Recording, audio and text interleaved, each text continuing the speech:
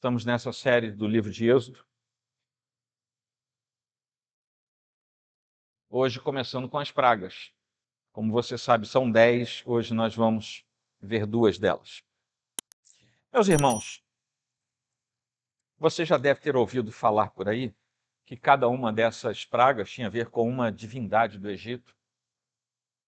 Existe sim uma correlação. Cada uma daquelas, o sangue que vem do rio, havia uma divindade que trabalhava com a questão do rio, das águas. Havia sim uma divindade que pertencia a essa família dos anuros, né, das rãs. Havia tudo isso. Mas não é por aí que eu vou trabalhar com vocês, tá bom? Eu me lembro do ano de 2023 para 2024, em que houve uma grande estiagem na Amazônia. Vocês lembram disso? É recente. E a gente via aqueles reservatórios, os rios, os igarapés, vazios. Tinha coisa aparecendo que tinha sumido, tinha carro que apareceu. Alguém foi se livrar do carro, jogou lá e agora a água baixou tanto que apareceu um carro de anos atrás desaparecido. Apareceu ossada de gente, apareceu de tudo, porque a água baixou demais. Houve consequências dramáticas para toda a bacia amazônica, não só brasileira, como dos países vizinhos, porque ali a necessidade do fluxo fluvial é vital, é para transporte, é para água potável, para alimento. Eles comem tudo, tudo na região amazônica depende dos rios. O excesso de água prejudica, mas a falta dela, naquele caso, é ainda pior. E com aquela estiagem severa daquele ano, embarcações ficaram encalhadas, inclusive, alguns aqui conhecem o tio Silvio, que é um pastor, meu tio, que tem uma relação missionária com a Amazônia, e o barco dele ficou encalhado lá, um barco que ele ajuda com missões lá, ficou encalhado. As escolas tiveram que parar, suspender as aulas, não tinha como, as crianças não tinham como chegar porque elas dependiam do barco, e o barco agora não podia mais navegar. Tinha água. Não sei se você já esteve na região amazônica, mas os postos de combustível, né, do pessoal que trabalha com transporte fluvial, é tudo posto flutuante. O posto desceu, encalhou. É um negócio impressionante, porque não é a nossa realidade. É claro que existem cidades grandes. Manaus é uma cidade grande, né? Tem muito asfalto lá, mas a maioria da região amazônica depende de rios. A pesca, a alimentação, tudo depende dos rios lá. Agora você imagina se, além de depender dessa natureza, eles também adorassem o rio Amazonas, o rio Negro, rio Solimões. Que era o caso dos egípcios. O rio Nilo representava para eles o que o rio Negro, o rio Amazonas representam aqui para a gente, em termos de sobrevivência. Aquela cheia que tem no Nilo, né, de tempos em tempos tem uma enchente no Nilo, e as águas vão beira fora, e aquilo torna aquela terra fértil. Eles dependem disso. E naquele tempo eles adoravam o Nilo. Vocês sabem que lá na Índia, o rio Ganges é considerado um rio sagrado. Não vou nem falar aqui daquela água, mas o povo desce ali, bebe, toma banho, faz de tudo com aquilo ali, porque existe um rito sacralizando aquele rio. E isso acontecia com o rio Nilo. Ele era sagrado e foi logo a primeira coisa. Nós veremos que foi a primeira ferramenta pela qual Deus começou um processo. E esse processo visava tirar o povo de Israel de lá, de dentro da servidão em que eles estavam no Egito. E nós sabemos que Deus é poderoso o suficiente para que uma só atitude, uma só palavra de Deus, dele, ele pudesse ter tirado o povo. Não é assim? Deus não tinha poder para falar, agora acabou. Vou matar todo mundo, ou vou confundir todo mundo, fazer alguma coisa e Israel vai sair. Mas não poucas vezes nós, filhos de Deus, precisamos de um passo a passo da parte de Deus para que a gente consiga entender e aprender o que Deus está fazendo. E na maioria das vezes, se Deus fosse imediato no uso das suas atribuições, do seu próprio poder, nós ficaríamos aquém daquilo que precisamos aprender. É por isso que lá no Novo Testamento a gente vai entender na pena do apóstolo Paulo que as tribulações, o sofrimento, as dificuldades que nós passamos são úteis para nós. E se Deus nos poupasse delas, nós teríamos mais dificuldade e talvez nem mesmo aprendêssemos o que era necessário. Há uns 15 dias atrás, eu estava lendo de novo, já tinha lido isso há muito tempo atrás, mas estava lendo de novo que na Alemanha o povo faz parquinho nas praças, que nem aqui no Brasil. Lá eu acho que eles ainda podem frequentar os parquinhos. Nas grandes cidades do Brasil isso já é delicado. Mas uma coisa é curiosa, quando os pedagogos e os arquitetos vão projetar os parquinhos para crianças pequenas, eles fazem isso com um grau calculado de periculosidade. A criança precisa cair, a criança precisa tropeçar, a criança precisa não aguentar. Esse grau de periculosidade é didático. Quando uma criança pequenininha cai, o cérebro da criança refaz cálculos. E aqueles cálculos vão ser úteis para o resto da vida. Para o seu equilíbrio, para a sua capacidade de crescimento. Dificuldade nos ajuda, mesmo que ela não seja agradável. Nenhuma dificuldade é agradável, mas ela é didática para nós. E aí, gente, nós estamos aqui diante de uma estrutura que o autor coloca para nós, em que as duas primeiras pragas vão acontecer, e nós que já lemos o resto da história sabemos que serão 10. Mas nós vamos hoje focar nas duas primeiras. Na passagem imediatamente anterior, que foi a que o presbítero Rafael pregou semana passada, nós temos a descrição de um sinal prévio da parte de Deus, dizendo: eu tenho poder, você é Arão e você é Moisés, vocês vão usar esse poder, então vão lá, vocês agora estão encorajados, vão fazer isso lá na presença de Faraó. É quando nós chegamos agora, porque aqui nós vamos ver a primeira praga acontecendo. As pragas ocorriam com um tempo, de começo, meio e fim. Ela não vinha e ficava para sempre. Ela tinha um prazo curto, que era para demonstrar o poder de Deus e, para além de demonstrar a Faraó, era para demonstrar aos hebreus que o Deus que os tiraria, os conduziria e os levaria até uma terra prometida era um Deus que de fato tinha poder. E aquilo naquele momento era particularmente importante, porque aqueles hebreus tinham passado 400 anos como escravos, sem culto ao Deus verdadeiro. Tudo o que eles sabiam de Deus era o que uma geração tinha passado para outra. E muita coisa tinha se perdido. Prova disso, quando eles saíram da escravidão, acharam que Moisés estava demorando muito, o que eles fizeram lá no pé do monte? Hein? Um bezerro de ouro. Por quê? Porque eles eram extremamente maus também. Além disso, eles não sabiam quem era Deus. Eles sabiam que um tal de Moisés tinha aparecido, ele era meio gago, sei lá, meio que, apareceu com o irmão dele, um tal de Arão. Eles sabiam quem era Arão, mas não sabiam quem era Moisés. E Moisés chega dizendo: Deus me mandou. 400 anos sem saber quem era Deus, agora, puxa vida, o sujeito que disse que Deus fala com ele, sumiu, subiu o morro, então a barulheira tremendo. O que a gente vai fazer? Vamos adorar a Deus. Quem é Deus? Não sei, vamos fazer um bezerro.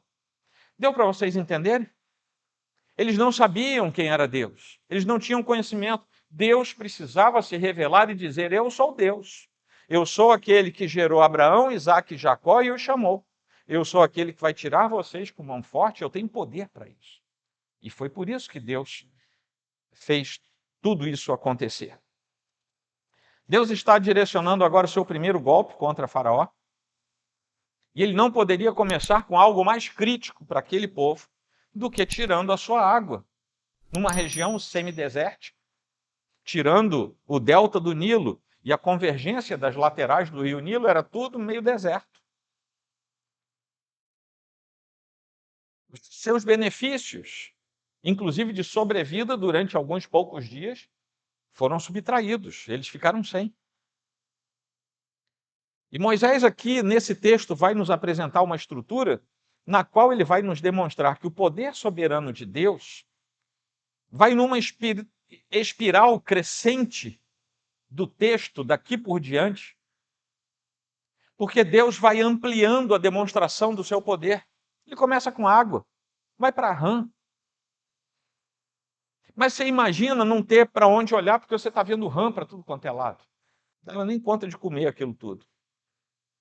Mas a partir de agora, Moisés vai nos mostrar que houve um padrão nessa história. E o padrão era: Deus ordena, Moisés e Arão executam, a praga acontece, os magos imitam, às vezes parcialmente, e Faraó endurece o seu coração. Essa metodologia vai se repetir até a 10ª praga. E por 10 vezes isso aconteceu com Faraó e ele manteve o seu coração endurecido.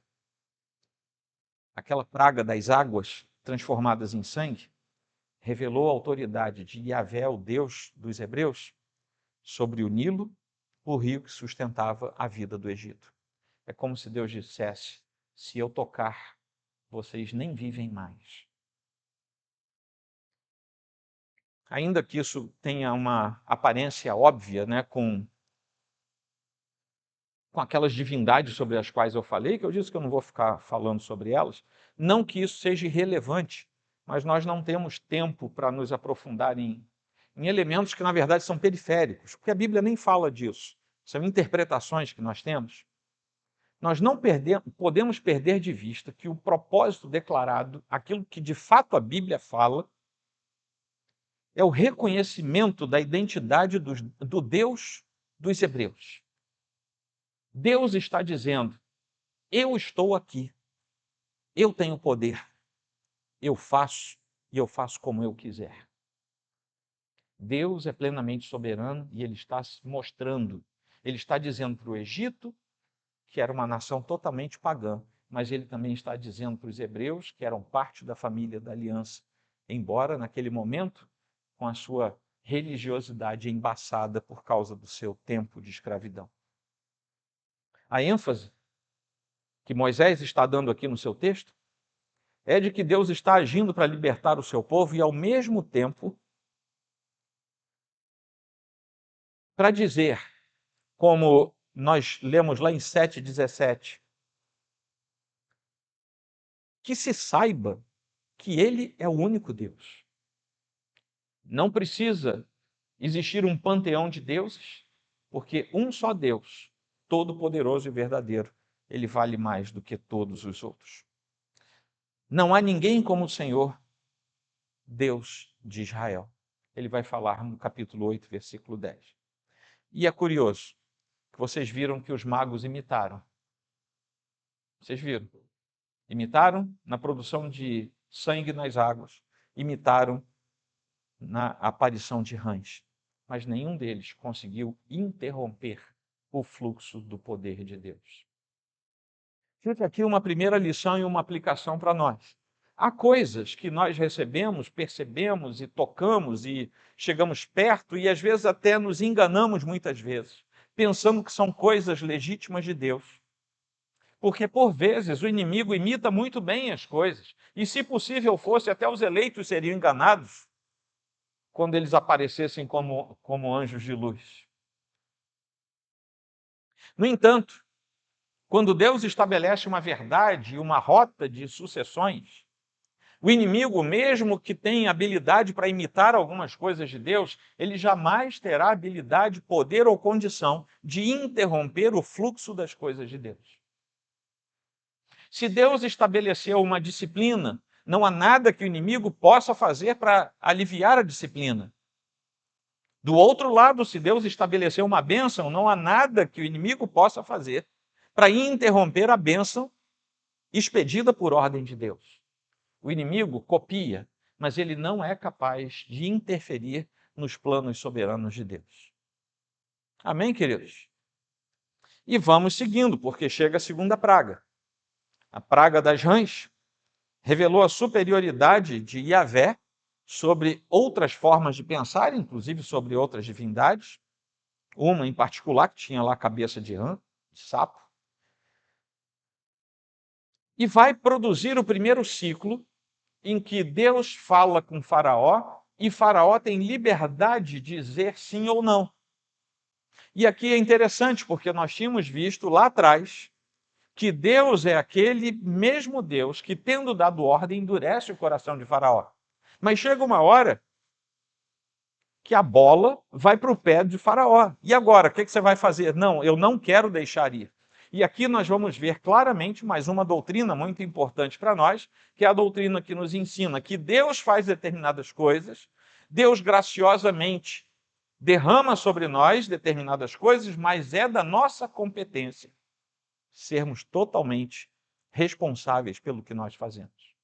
E se por um lado havia o endurecimento do coração de Faraó, por outro lado havia a rejeição pessoal do próprio Faraó em seguir a ordem de Deus. Deu para entender? Daquela primeira vez, na praga das águas, que tinham se tornado sangue, Deus tinha mandado que Moisés e Arão se encontrassem pela manhã. Não sei se vocês prestaram atenção nisso, tinha hora marcada. Vão se encontrar de manhã na beira do rio e vão conversar com o Faraó. Alguns estudiosos ficam se perguntando o que Faraó fazia, porque devia ser algo sistemático. Né? Ele estava de manhã na beira do rio. O que era isso? Não sei se ele ia caminhar, não sei se ele tinha o hábito do pessoal mais saudável, né? Ia caminhar na beira do rio. Não sei se ele ia pescar de manhã cedo. Alguma coisa ele fazia na beira do rio, porque era algo metódico. E Deus disse para Moisés e Arão, vão se encontrar com ele na beira do rio de manhã e conversem com ele, digam que o Senhor está mandando que ele faça determinadas coisas, soltar, liberar o seu povo. Da segunda vez, Deus não fala mais isso, Deus simplesmente diz, vá falar com Faraó. Se por um lado Deus havia dito que endureceria o coração de Faraó, as sucessivas menções de Faraó não deixar o povo sair, complementam aquilo que eu acabei de falar para vocês. Capítulo 9, capítulo 10, vai acontecer a mesma coisa. E tudo isso parece sugerir que, ao se comportar teimosamente dessa forma, Faraó simplesmente estava absorvendo para si o peso da mão de Deus. O que a gente sabe que vai se desdobrar lá na frente. Meus irmãos, nós somos responsáveis por nossos atos. Somos totalmente responsáveis pelo que fazemos. Nós cremos em Deus, andamos com Deus, consultamos Deus, mas aquilo que nós fazemos é da nossa inteira responsabilidade. Eu nasci num lar evangélico. Eu não sei quantas vezes eu já ouvi o sujeito fazendo o que não deveria, caindo no meio do caminho, dizendo, foi o inimigo que me forçou. O inimigo não força você a pecar. Preste atenção no que eu estou falando. Satanás não tem poder para fazer você pecar. Ele tem todo o poder de tentar você, de ficar ao seu redor oferecendo coisas que sejam chamativas para o seu próprio coração pecaminoso. E tenha certeza que ele vai oferecer a você aquilo que o seu coração já tende a fazer. Se você é ganancioso, ele vai oferecer meios fáceis para você ter dinheiro. Espúrios, ilegais, ilícitos, pecaminosos. É por isso que muita gente cai em busca de poder nas relações sexuais ilícitas. O seu coração já pendia por aquilo. O inimigo facilitou o caminho e o sujeito caiu. Não adianta apontar para Satanás e dizer, ele me fez cair. Não. Cada um cai por sua própria concupiscência. Isso faz parte do nosso caminho de responsabilidade perante Deus. Nós somos responsáveis diante dele.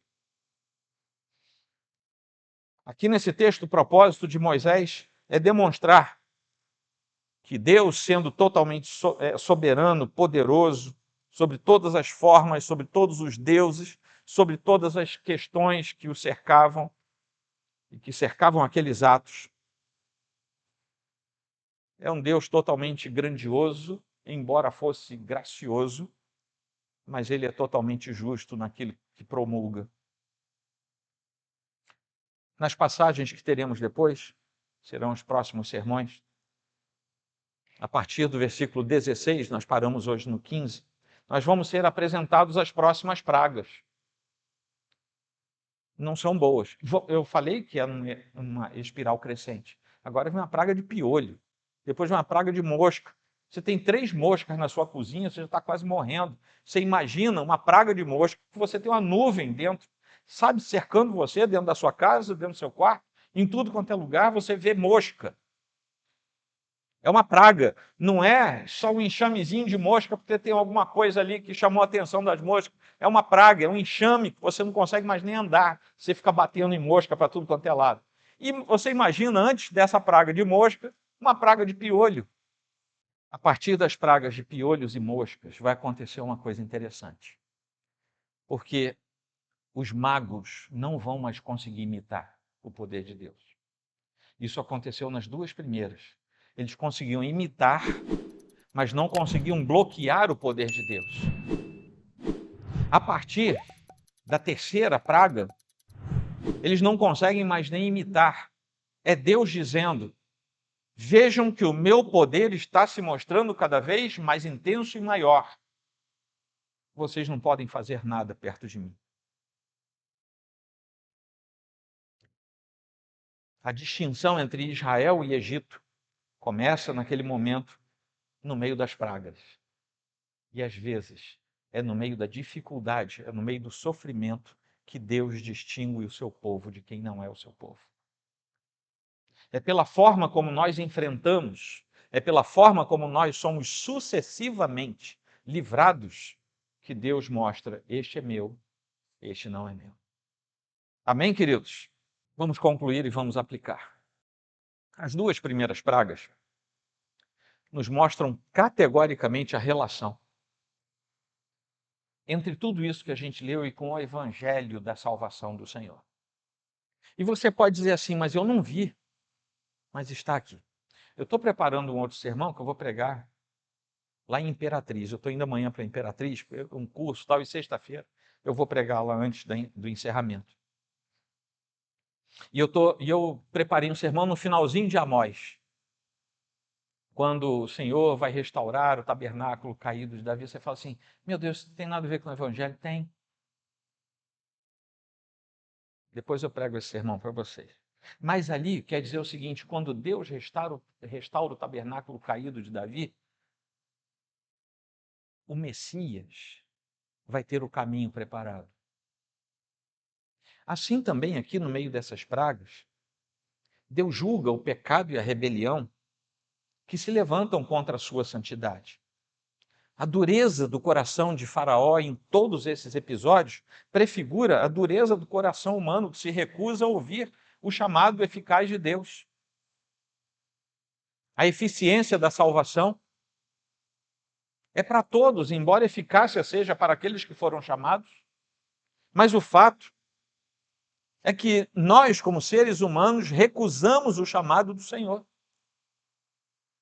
É da nossa natureza não ouvir Deus dizendo: passa para o lado de cá e seja santo, siga-me. É da nossa natureza morta nos nossos delitos e pecados não querer ouvir esse chamado de Deus. Somos rebeldes, inevitavelmente rebeldes. No entanto, essas pragas também servem como uma espécie de resgate. Elas servem como o elemento resgatador que vai livrá-los. A cada praga que Deus enviava, eles estavam mais próximos do resgate final, ou seja, da libertação, a fim de poderem sair do Egito. Tudo isso aponta para o resgate maior que foi realizado por Jesus Cristo, também derramando o seu sangue. E aqui eu não quero ser alegórico, mas assim como todo esse processo começa com o sangue aparecendo nas águas, há também a menção direta do sangue do Senhor sendo derramado. Como eu falei, não quero ser alegórico, não existe uma aplicação direta, é uma metáfora que nós podemos ver no texto bíblico. Foi aí que ele nos libertou. E o nosso sofrimento cede lugar por causa desse Jesus Cristo, Cordeiro Pascal, que foi crucificado, está lá em 1 Coríntios 5, 7, que é o único meio pelo qual crentes no Senhor são libertados, postos em liberdade, na liberdade da escravidão, do pecado e do mundo, da carne, de tudo que se opõe ao Senhor. São libertados, livrados da condenação justa de um juízo vindouro. E a partir daí somos livres. Livres para o Senhor, livres para adorar. É por isso que, por Deus, Jesus Cristo nos libertou do poder das trevas. O Pai nos libertou em Jesus Cristo do poder das trevas e nos transportou para o reino do seu Filho amado, em quem temos a redenção, dos nossos pecados. Paulo fala isso quando escreve aos Colossenses, no capítulo 1. A intercessão de Moisés, mesmo que tenha sido uma intercessão limitada, é claro, ele era homem como nós, aponta para aquela intercessão perfeita que depois será feita por Jesus Cristo e que nós ainda professamos no credo, por exemplo, dizendo que ele está à direita de Deus Pai, e nós sabemos que ali ele intercede por nós. Paulo vai nos dizer lá em Romanos 8, 34, quem os condenará? É Cristo Jesus quem morreu. Ou melhor, quem ressuscitou, o qual está à direita de Deus e também intercede por nós. E aqui nós temos uma relação também direta com Hebreus capítulo 7, versículo 25, em que nós lemos que somente Jesus pode salvar totalmente os que por ele se aproximam de Deus, vivendo sempre para interceder por eles. Tudo o que aconteceu naqueles episódios em que Deus mostrava o seu poder para livrar o seu povo, aponta para a obra da redenção. Ali havia uma prefiguração do que o Senhor viria fazer por nós e que já fez. Amém? Vamos falar um pouquinho da soberania de Deus. Eu falei a palavra soberania algumas vezes. O fato é que Deus é supremo sobre todas as coisas, ele é soberano, ele está acima, ele tem o governo de todas as coisas. Nenhuma autoridade, nenhum ídolo, nenhum ser criado, nem neste mundo natural, nem no mundo transcendente, metafísico, espiritual, pode frustrar os planos de Deus. Nada. Não existe uma guerra entre Deus e Satanás. Quem é Satanás para guerrear contra Deus? Ele é criatura, ele não é criador. Não há nada criado que possa se arvorar o direito de lutar contra Deus. Não existe isso. O capítulo 7, que nós lemos ali no finalzinho da primeira praga, termina com uma imagem patética dos servos de Faraó cavando desesperadamente para achar um pouco de água para sobreviver. Água ainda não contaminada pelo sangue. Todos os egípcios cavaram junto ao rio para encontrar água para beber, pois das águas do rio não podiam beber. Está no finalzinho do capítulo 7. A confiança egípcia em suas próprias forças, a confiança deles nos seus ídolos, nos seus deuses falsos, ilustra para nós que existem ídolos modernos que estão ao nosso redor e talvez no nosso coração, que não tem cara de rã, nem tem cara de nada que vai dominar os rios. São ídolos sutis, como fama, abundância de recursos, sem estarmos com o coração pronto para isso, poder. Tudo isso pode fazer com que as pessoas se tornem impotentes ao invés de alcançarem o que querem. porque elas vão tentar fazer isso na força do seu próprio braço. E não é assim que Deus nos chama. Como qualquer ídolo, essas coisas não interagem, não falam, não ouvem. Duvido que se você abrir aí sua carteira, né, aquelas suas 8 ou 10 notas de 100 que você carrega, duvido se perguntar alguma coisa para elas, elas vão responder a você. Você que tem uma conta gorda de bitcoins, duvido que se você entrar lá e falar, fala comigo, Bitcoin, ele não vai falar com você. Você alcançou uma gerência plena, uma direção, você é CEO de alguma coisa, seu cargo não vai responder nada a você. A sua cadeira de couro no seu escritório não vai lhe responder nada. Essas coisas são lícitas, são boas e são agradáveis quando o nosso coração não está preso a elas. Porque o dia que o nosso coração se prende a elas, elas se tornam nossos ídolos. Essas coisas são sutis e devemos cuidar do nosso coração diante delas. Essas coisas não falam, não ouvem, não cheiram, não andam e se tornam semelhantes a eles os que os fazem e todos os que neles confiam. Salmo 115. Nós precisamos afastar o nosso coração dessas coisas se o nosso coração estiver de fato pendido a se agarrar a elas. Lembrem-se que a Bíblia nunca disse que o dinheiro é a raiz de todos os males, mas hein? O amor ao dinheiro. Eu espero que essa igreja aqui tenha gente muito próspera financeiramente. Espero mesmo. Mas nunca ame o seu dinheiro. Que ele seja o seu servo e não você o dele. E assim com essas outras coisas todas.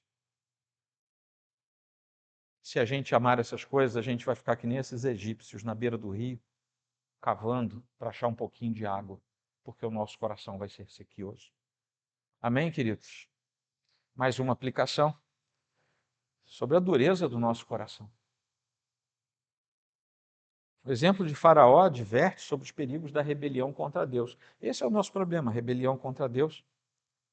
E a gente se rebela contra Deus pelas influências externas do inimigo ou pela indiferença e indolência do nosso próprio coração. Ou vem de fora ou vem de dentro. Deus prometeu o julgamento e a derrota de todos os deuses falsos, inclusive esses que brotam no nosso coração. E assim como Deus puniu os egípcios por causa da sua idolatria, Deus punirá os incrédulos ao final de tudo, no fim da história. Nós que trabalhamos com Apocalipse o ano passado, nós vimos que no final do plano de Deus, ele ainda oferece algumas últimas oportunidades. Não sei se vocês estão lembrados disso. Ainda temos oportunidade. E o nosso coração deve ser responsável e responder da maneira certa. Deus prometeu que a sua guerra invisível, ou seja, a sua manifestação invisível contra todas as forças nefastas que nos levam a pecar, nos conduzem, nos dão o parâmetro do pecado, nos dão o desejo pelo pecado, vai terminar com a derrota de todos os deuses falsos. E qualquer Deus que não seja o Deus da Escritura é um Deus falso. Naquelas imagens do juízo de Deus, que nós vemos principalmente na literatura apocalíptica da Bíblia, nós vemos que assim como Deus puniu os egípcios pela sua adoração a falsos deuses, ele também pretende e vai punir todos aqueles que se manifestarem contra ele ao longo da história da redenção. Nós estamos diante do final de tudo. E a nossa resposta deve ser consoante a ordem de Deus e não consoante o nosso coração. Amém? Tem alguém crente aí, né? Deus age para libertar. Deus trabalha em nosso favor. Deus trabalha para livrar o nosso coração. E mesmo nós que somos cristãos, ainda temos coisas na nossa vida que precisam ser liberadas, não com efeito da salvação, isso o Senhor já fez por nós, mas com efeito da nossa carreira de fé, a nossa espiritualidade. Todo ser humano é escravo natural do pecado, está indo em direção à morte eterna, até o momento em que ele é libertado poderosamente pela ação unidirecional do próprio Deus. E quem opera isso em nosso favor é Jesus Cristo, a fim de nós sermos libertos de tudo aquilo que nos prende. Isso só é possível se a verdade de Deus encher o coração de todo aquele que ainda não pensa como um filho de Deus, a tal ponto que ele tenha a transformação da sua vida e faça uma convergência, uma conversão na sua trajetória. E se ele ia em direção a essa morte eterna, que ele converta a sua trajetória e passe a ir em direção à vida eterna. Jesus, uma certa vez, disse aos judeus que haviam crido nele: se vocês permanecerem na minha palavra, são verdadeiramente meus discípulos, conhecerão a verdade, e a verdade os libertará. Está lá em João 8, 31 e 32. Nenhum deus do Egito seria capaz de suportar o poder de Deus, e nenhum deus do Egito, mesmo que verdadeiro fosse, teria poder para libertar aqueles que estavam cativos. Porque a intenção de qualquer princípio que não seja o Deus verdadeiro é a apreensão, é a condenação, é a limitação da liberdade do próprio ser humano. O melhor a fazer é conhecer a verdade, apegar-se a ela e ser verdadeiramente livre. É o melhor a fazer. Isso intelectualmente falando. A nossa cognição nos mostra, isso é o melhor a fazer. Espiritualmente falando, você precisa que Deus chame você. E se o seu coração, numa noite como essa, tem algumas interrogações a respeito de como você está na sua relação com Deus, essa é a hora de dizer: eu acho que o Senhor está falando comigo. Porque isso é o melhor que você vai ouvir de Deus, a palavra aberta e alguém explicando para você. Amém? Só faltam duas. Não existe poder fora de Deus. Nós temos arremedos de poder, mas não existe nenhum poder na criação que não seja subsidiário do poder de Deus. O que quer dizer que tudo aquilo que tem poder, só tem poder porque Deus deu poder. E não há nenhum poder que seja subsidiário de um outro poder que não seja o poder de Deus. O que quer dizer que nenhum poder na estrutura da criação consegue dar poder a outra coisa qualquer. Todo o escalonamento do poder e da autoridade que existem no âmbito da criação procedem de Deus, da sua autorização, da sua soberana vontade, dos seus decretos, que são perfeitos. Só Ele sabe por que fez isso. Nós vemos que aqueles magos conseguiam copiar, conseguiam imitar as coisas de Deus. Eles conseguiam fazer algo fantástico. E é fantástico que uma pessoa como eu e como você possa esticar uma vareta, um bordão, e a água onde aquilo toca vira um sangue. Isso é fantástico, não é? Não é à toa que a gente gosta de ver show de mágica, que a gente não entende como é que está sendo feito e a gente fica ali extasiado. É fantástico que alguém, ser humano como eu e como você, possa esticar ali novamente seu bordão e aparecerem rãs se multiplicando. O que não é fantástico é que o problema de Faraó não era criar sangue ou criar rãs. O problema de Faraó era interromper o sangue, interromper as rãs.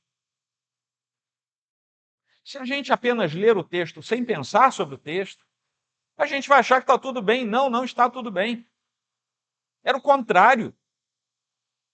O poder dos magos de Faraó tinha que ter feito o seguinte: magos, venham aqui, que esses dois pés rapados dos hebreus vieram aqui e transformaram tudo em sangue. Qual era o poder que eles tinham que ter em mãos? Interromper e reverter o milagre de Deus. Não é verdade? Vocês entenderam o que eu falei? Mas isso eles não conseguem fazer.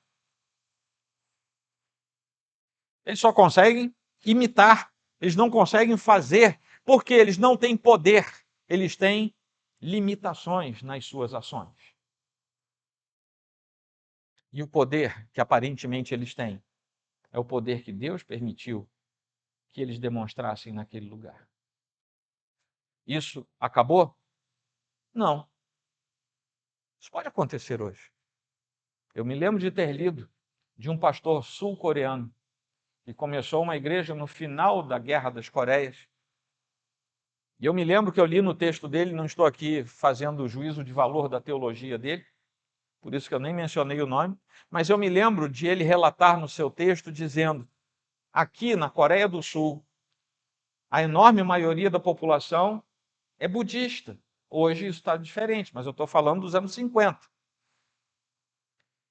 Se a pessoa entrar doente, ele citou o câncer no texto, se a pessoa entrar doente com câncer na nossa igreja e não for curada, essa pessoa vai entrar num templo budista e pode ser curada.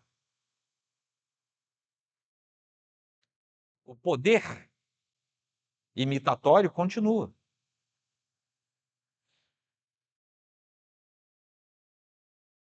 Isso que nós vemos aqui vai ser visto até o final, porque lembrem-se que nós já pregamos e estudamos o Apocalipse. Se tem uma coisa que acontece no Apocalipse antes do final de tudo, são os atos de grandes imitações de poder, a fim de confundir aqueles que estão no final da história da redenção. Tudo que ele faz é copiar. Ele copia religiões. Ele tem alguns movimentos religiosos que parecem cristãos. Ele imita igrejas cristãs. Ele imita doutrinas cristãs. Ele imita culturas. Ele imita ritos. Muitas dessas coisas são cópias até bem feitas, embora muitas sejam cópias mal feitas. Mas tudo para enganar o coração daquele que de forma incauta se lança nessas expressões dele. E finalmente, quando a gente conhece Deus, a gente se submete a Ele. O conhecimento de Deus gera submissão a Deus. O objetivo de Deus ao enviar as pragas era que Faraó e o Egito soubessem que não há Deus como o Senhor. Isso é repetido aqui no texto. Sofrimentos na vida, obstruções de planos, enfermidades, lutas intensas, aflições, traições, malignidades, o que mais você quiser aí. Tudo isso pode representar a oportunidade de conhecermos verdadeiramente quem é Deus. Nós não o conhecemos pela explosão dos bons negócios.